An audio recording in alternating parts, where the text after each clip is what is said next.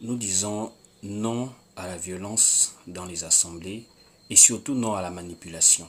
Vous savez, la parole nous dit dans le livre d'Éphésiens de ne pas prendre part aux œuvres infructueuses des ténèbres, mais de les condamner.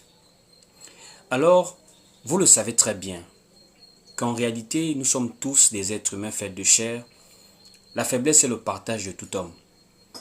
Voici pourquoi, lorsqu'il faut même dénoncer certaines déviations, on dénonce dans le sens où ce sont des déviations d'ordre charnel, mais en tout consentement et en toute liberté des personnes qui font ce genre de choses.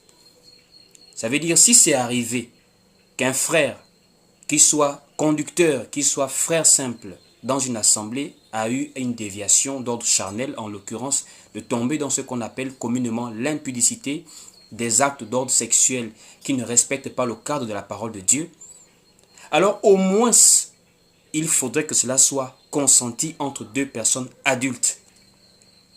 Mais quand on arrive au niveau maintenant de la violence, ça veut dire sous prétexte qu'on est soi-disant homme de Dieu, on se met à violenter des personnes.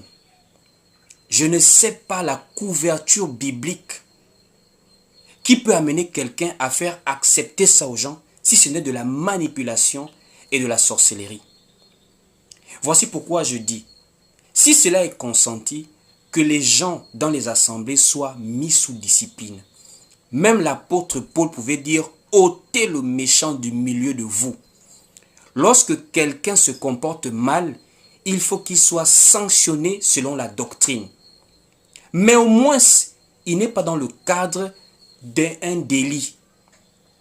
Quand on rentre dans le cadre d'un délit, là maintenant il faut faire appel maintenant aux autorités. Parce que plusieurs de ces soi-disant hommes religieux, hommes de Dieu dans les assemblées, entre griffes, quand c'est pour leurs intérêts, ils disent qu'il faut être soumis aux autorités. À l'exemple des mariages civils, où des gens partent dépenser beaucoup d'argent alors que le mariage c'est devant les parents, ils disent qu'il faut être soumis aux autorités. Il faut être soumis aux mêmes autorités lorsqu'il y a des délits maintenant.